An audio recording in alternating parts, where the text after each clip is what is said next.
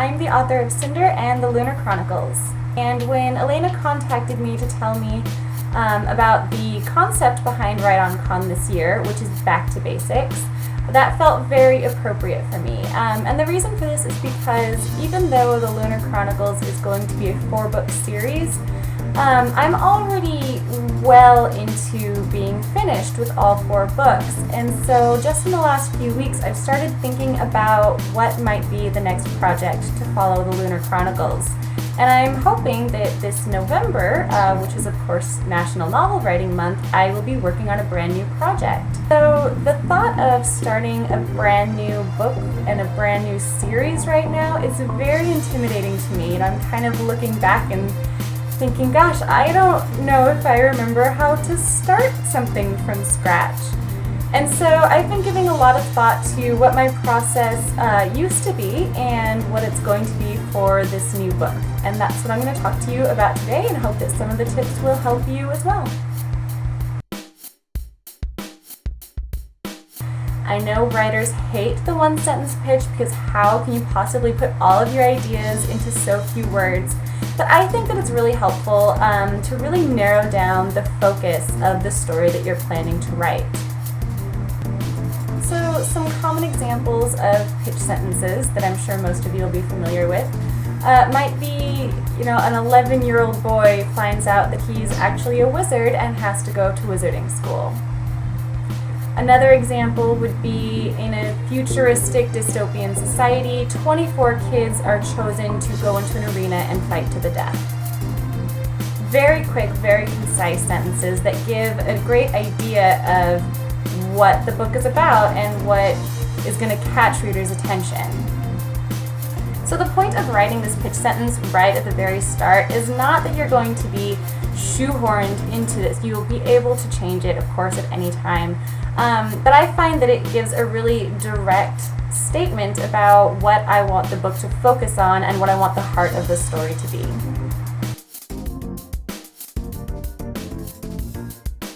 On a kind of similar note, I also frequently start by writing what some people might call the back cover copy, or even a query letter right off the bat. And these are things that I know are almost certainly going to change as I start brainstorming and actually writing the book. But I like to write 2 or 3 sentences that give the general concept of where the book is headed, who the main character is, what their motivation is, what their biggest problem is, maybe hint at the love story, and suggest what the big conflict is that's going to propel the story forward.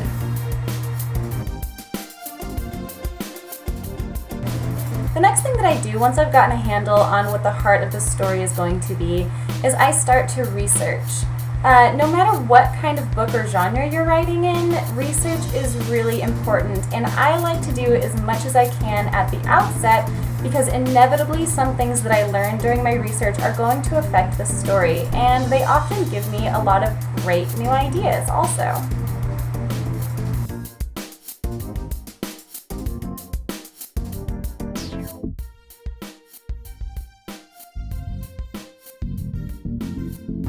When I'm researching at the beginning, I like to keep fairly rigorous notes about what I find out and how it could potentially affect the story. Even if I'm not sure that it will play a role, if I go ahead and write it down now, then I'll always know I can come back to it later.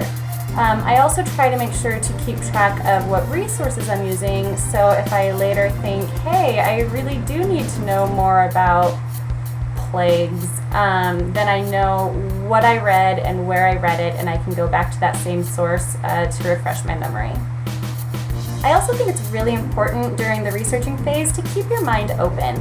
You might have a pretty solid idea of where you're heading with your book, but if an idea pops up during your research that you hadn't considered before, take a few minutes and play around with it. How could it change the story if you were to, insert this new historical character? Or how could it affect your heroine if there's some, weird occupational hazard that you hadn't considered before? Depending on what kind of writer you are, you may or may not like to create character profiles. I'm kind of on the fence about them myself. I feel that the big long questionnaires that some writers put together of like, what is your character's favorite color and what is their favorite dessert and blah blah blah. If that helps you really pinpoint who your characters are, then by all means go ahead. But for me, I like to create fairly basic character profiles. What is their name? How old are they? What is their job if they work? But after all of that basic statistical stuff is down, I usually fill my character profiles with more plot-related things, or things that I think could impact the plot.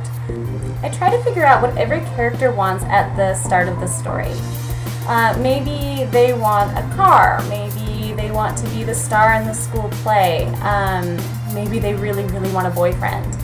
Whatever that first inciting motivation is, that will usually be what propels the character through the first part of the book, so that's important for me to find out rather early. I also think it's important to know what your character's fears are, because whatever your character fears the most, that should probably come into play as one of the obstacles in the book. And fears can be outer conflicts. Indiana Jones, of course, afraid of snakes. Or it can lead to some inner conflicts. Maybe they're afraid of being alone and therefore always end up in dead-end relationships. So as I'm thinking about my characters and trying to figure out what these important inner emotions are, I try to keep my mind open for how that could play into the story as far as creating new conflicts and new obstacles, and also giving some thought to what their overall character arc might be. So for example, the girl who really wants a boyfriend, is terrified of being alone. Maybe throughout the course of this story we can see her becoming stronger and more independent and learning that she can be a whole complete person without a boy. So by this point, I usually have a pretty good idea of what's going to happen in the book. I normally know who my main character is, what their biggest problem is that they're going to be facing. I might have some idea about the love story that'll be taking place in the book. And so this is the point at which I start pulling those ideas together.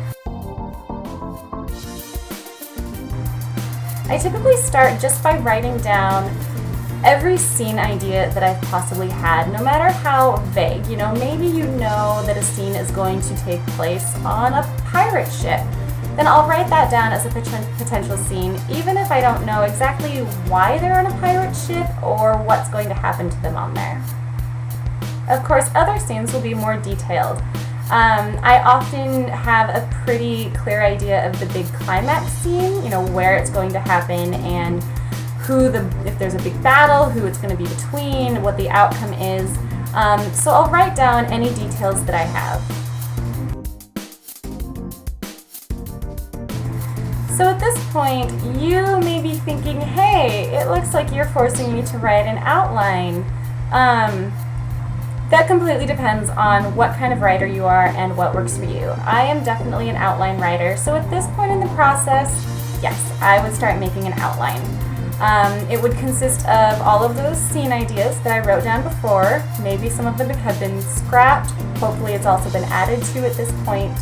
And I try to arrange them in an order that makes the most sense. Then once I have all of the scenes that I've managed to come up with, I take stock and see what questions do I still need to answer, what plot holes need to be filled, how are my characters going to get from point A to point B. And from there, I start brainstorming and filling in the blanks. So that is all the advice and wisdom I have to impart as far as starting a brand new project and how I go about brainstorming and creating a storyline that I hope will eventually turn into a great book. Thank you so much for watching this vlog and enjoy the rest of your con.